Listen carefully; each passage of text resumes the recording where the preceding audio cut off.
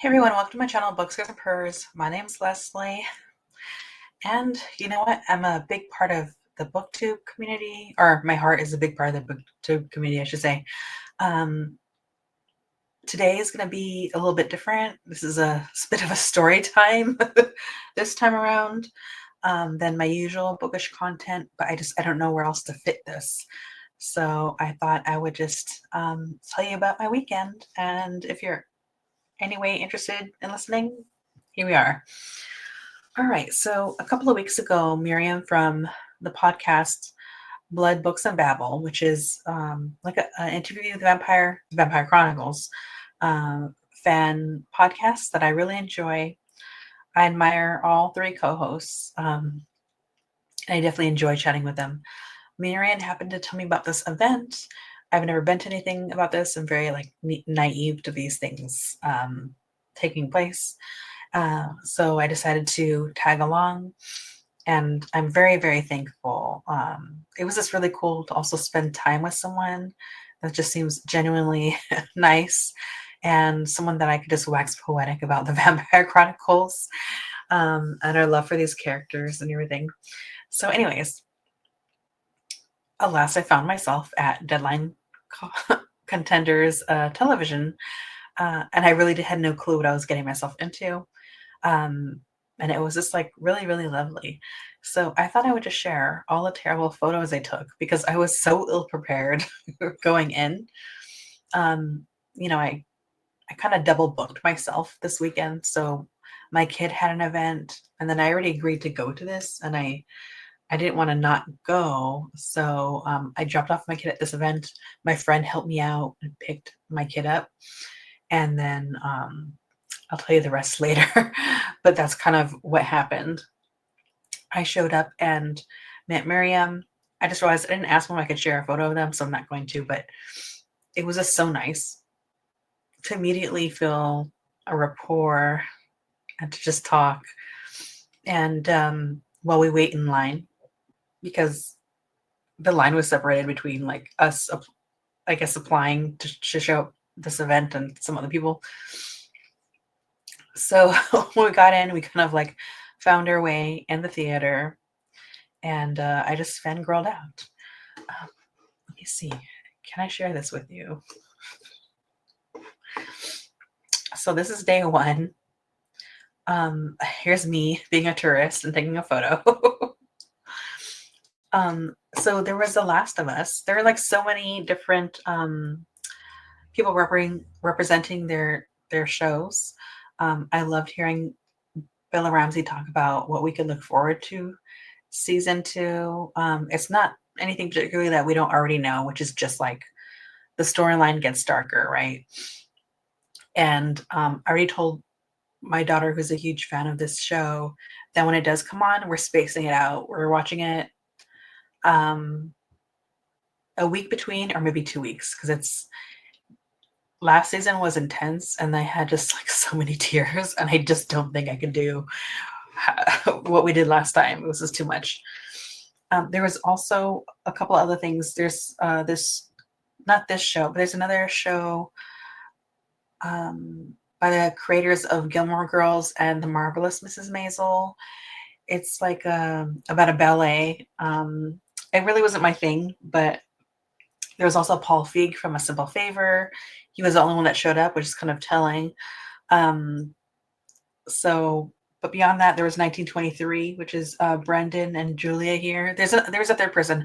I'm not familiar with any of these people, so I was just there just to like enjoy the interviews. Taylor Sheridan isn't really my vibe.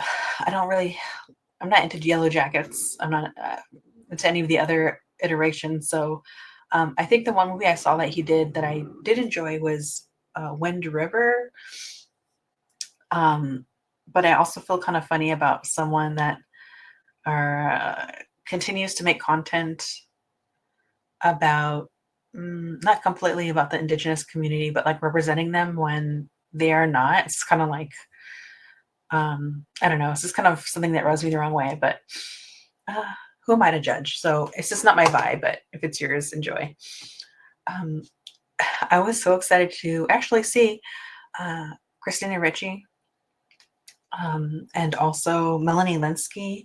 I'm a huge fan of Melanie Linsky. Everything she does is incredible. And also, she was on The Last of Us, right?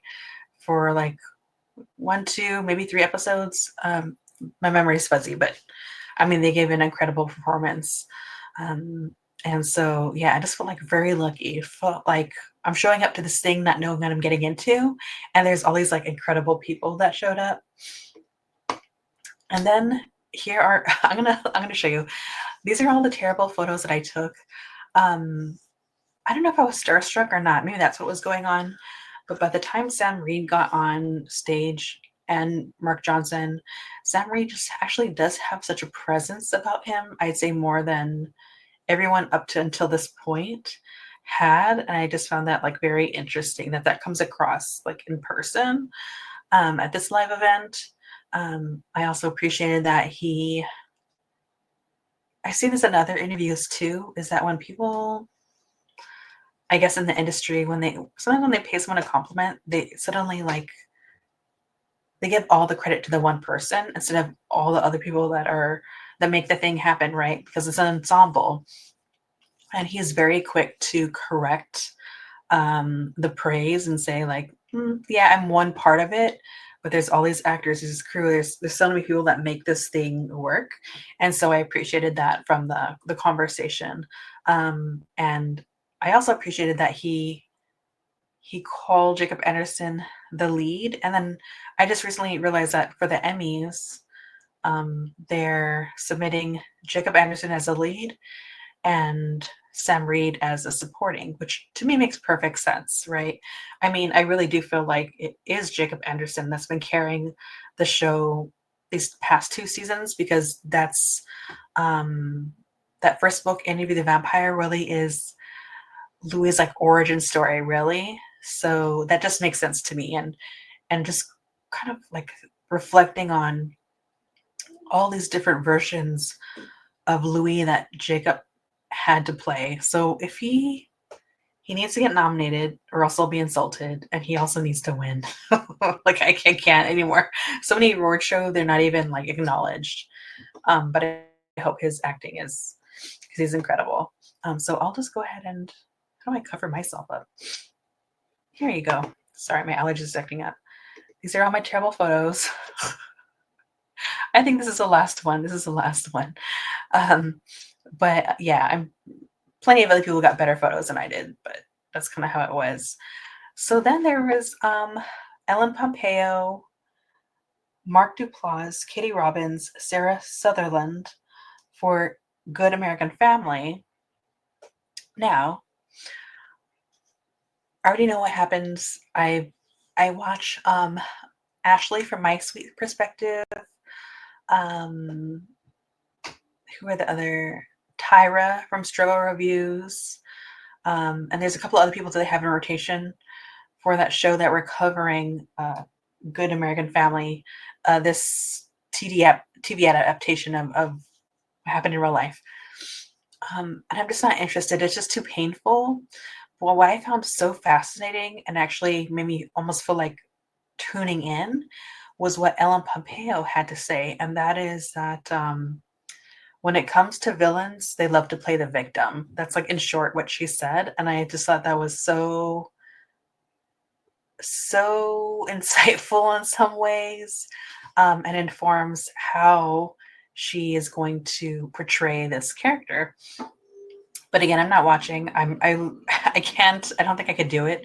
So I really enjoy Ashley and Tyra discussing this on their panel discussions, because it's too much for me. Actually, lately they've had one other gentleman on there, and I'm still not familiar with his channel, but I'll have to put it in the description at least.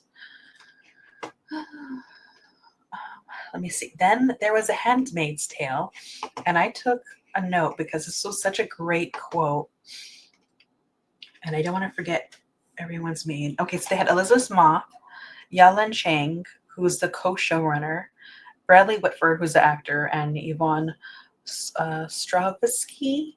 I've only seen like a couple of seasons, and I kind of tapped out because I think I've read the book, so I kind of felt like the show should have been over in season one. But I think they're just trying to bridge their way to the book, The Testament. And there's plenty of story to tell. I just like the questions and how thought-provoking that first book was, and I wish it just had been left there. Anyways, so something that Yalan Chang said that I wrote down because I thought that was so important. Um, and talking about like writing the show, the message, she brought up, what is it to see your country disappear beneath your feet? But the way she said it just felt like so powerful. I wrote it down because it's not like I could remotely understand how that feels right now, right? Being in the States. So everyone just had a lot of really insightful things to say that were definitely like politically activating. And I appreciated the conversation that they were having about that show. All right, so now we're going to go on to day 2. But I want you to look at this and you tell me there's one thing that's not like the other. Let's see if you can see it. Or did I put it in here? Maybe I didn't put it in here. I think I moved it. All right, so if you see the pin photo, clearly I don't have glasses on. So this morning, yesterday I was running like myself with a chicken without a head. So after the event, I could only stay for half. So actually, there's so many other things that happened. There was Landman, Running Point, The Pit, Out of My Mind, Matlock, Going Dutch. I could kick myself for not staying to see Kathy Bates speak. That just seems like once in a lifetime kind of thing. But I just have like a jam-packed schedule. I could not stay. And on top of it, my friend did a huge favor for me. Actually, Sam, I do buddy reads for our romance and murder mystery series. So she really helped me out. And so I just wanted to also get a chance to spend time with her and my daughter. I always feel like we're kind of running like a chicken without a head. So that was nice. That brings me to this morning. I woke up late. I had to run errands before I even attended this event. Like there's this thing I couldn't get out of before I attended. So I drove so fast in Los Angeles traffic, as fast as I possibly can, and I like barely got in. Everyone was already dining and schmoozing and stuff so I swigged down some coffee. By the way, forgot my glasses. I can see when I drive. Faces are a little bit blurry in terms of where I was sitting to the stage. What comes into play, I'll tell you that much. I walked in, I made myself some coffee. I thought I grabbed sugar. No, because I can't see. So I don't realize I grabbed stevia. Not only did I grab stevia, I grabbed 2 packets of stevia, and that stuff is disgusting. But I needed coffee. I was going to get through the day. And I chugged down that coffee like the boss that I am. And I went into the theater and grabbed a seat. I sat exactly where I was yesterday because at this point I knew I could see from that point of view, not having my glasses, which is like, it's like I was given a gift. And so the gods looked upon me and said, I will take away your sight for day 2. All right, so there are a couple of things. For day 2, there was a lot of great stuff. Like, for instance, what you don't see here, but I saw before, was the boys overcompensating, actually, before I even go to this slide. So yes, the boys, Jack Quaid was so lovely, so sweet. And the interviewer asked, maybe like give one word or something to describe this new season. And oh my gosh, what's his name? Anthony Starr, who was there virtually, said unexpected in blood. So he said 2 words. Jack Quaid said family. So his answer is more like to do with like just the experience on set rather than talking about the season. And Aaron felt like they couldn't match what they were saying and left it at that. But I really liked the banter that they had together. Also, there was overcompensating. It seems like a college comedy type show. I was telling my daughter maybe she'll like that. Just we'll see. But I also saw like a comedian that I really like play a part in it. I just don't know how much of a part they have, so I didn't really want to bring that up. Then there is The Better Sister, which looks so good. So that's with Olivia Milch and Regina Corrider as co-showrunners. I'm sorry, I'm butchering Regina's last name. And then Elizabeth Banks and Jessica Biel. And I saw like a little clip. Let me tell you that it sounds so good. So Elizabeth Banks' character is a woman that's recovering. So they're in AA. I don't know from what. I don't know if it's drugs or what, but they're in recovery. And we have Jessica Biel's character that's a sister. Jessica Biel married Elizabeth Banks' character's husband, or I guess ex-husband now, right? Or something like that. And has been raising her sister's kid. And so her spouse dies. And the clip was Elizabeth Banks' character shows up at the door. And you kind of see that there's this tense interaction between them and Jessica Biel. And so, yeah, Jessica Biel's character's husband died and something's up. So there's so much more that's going on. And the tagline is, in this family, deceit runs deep. And something that stood out to me that they were talking about, and I did not want to forget this because the insights that I experienced, and which is why I like this, was kind of shocked because I love reading, and reading is really like a storytelling medium. So I'm so glad I got to hear everyone speak. And the two what's it called?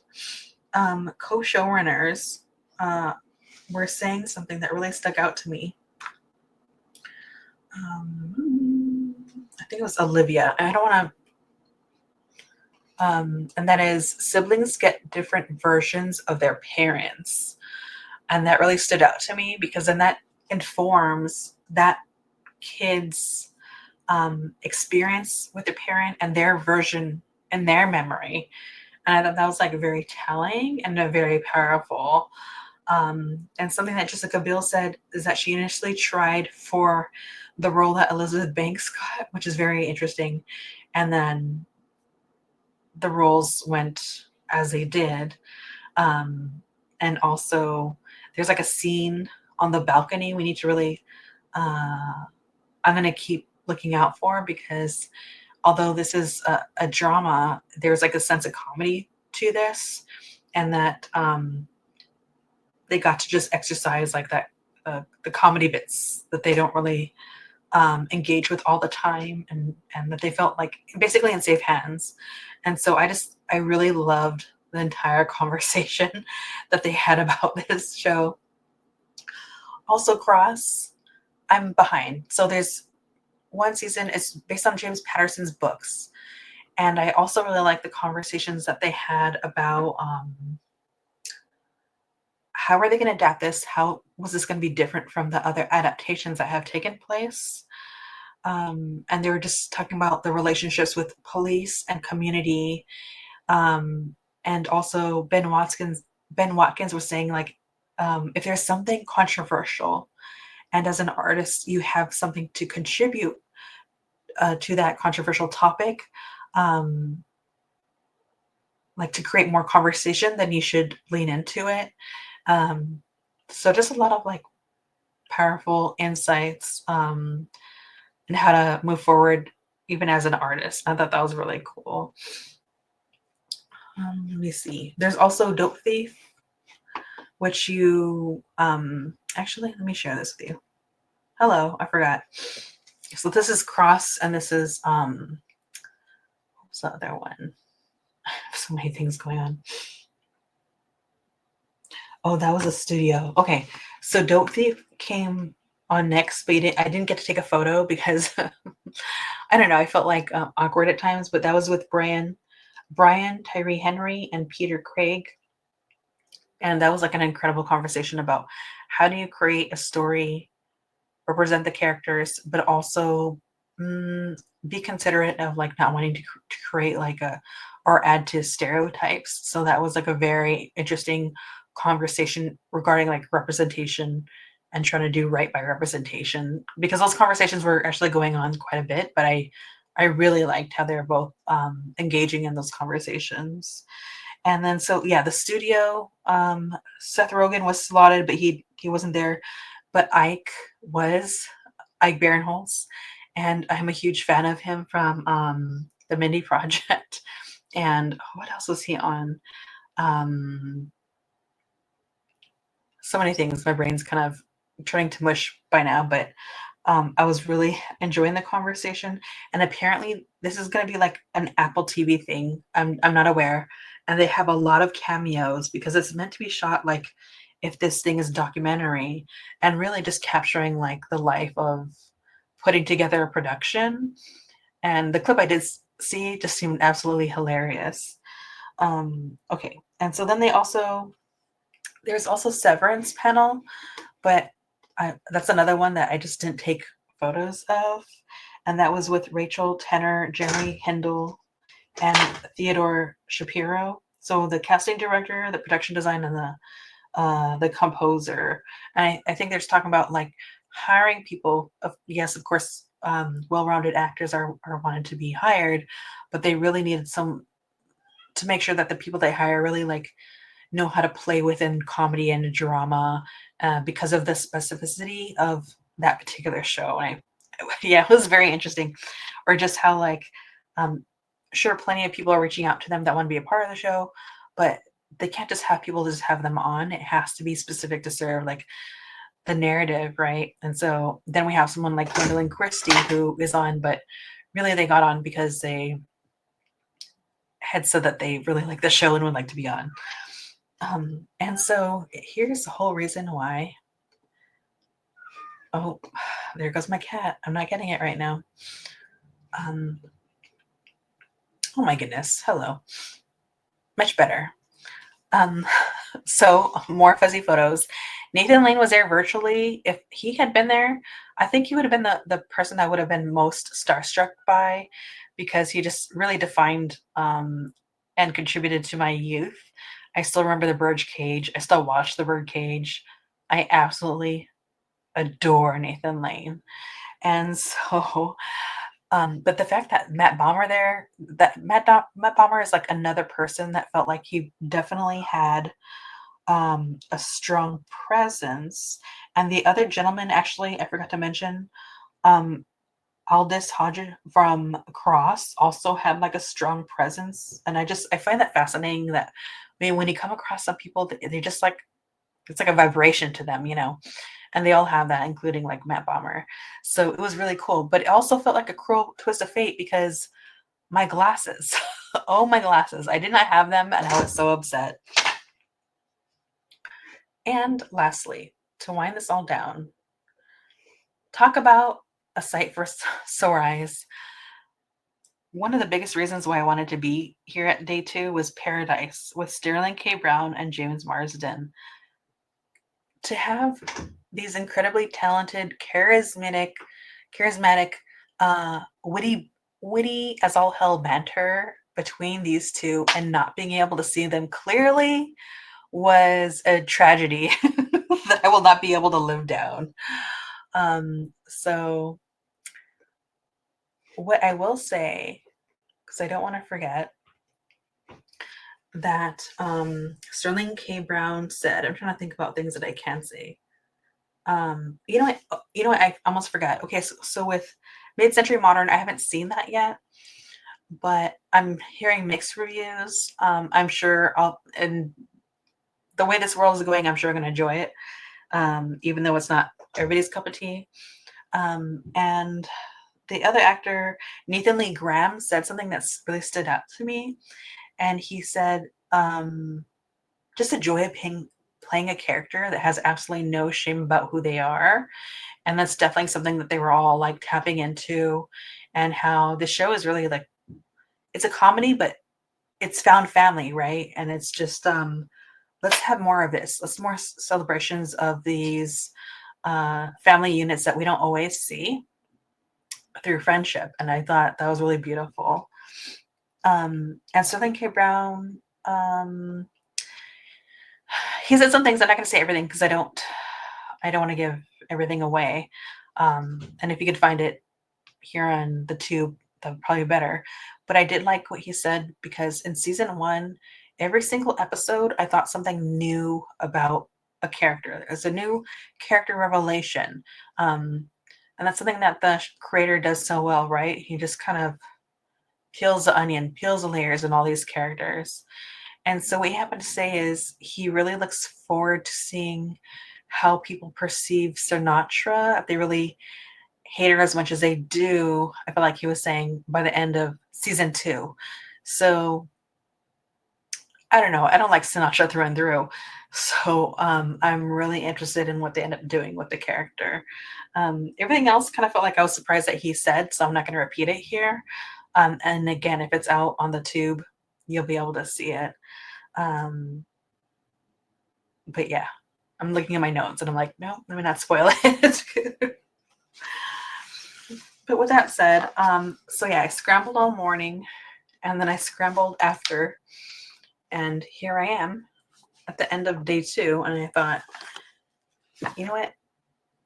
Why don't I share? In case you've never done anything like that, I know it's new to me. I'm in Los Angeles, but I'm never really engaged in any of the film type events because it's not really my thing. I really just went because I'm a fan of Interview with the Vampire, and it just seemed like a lovely opportunity.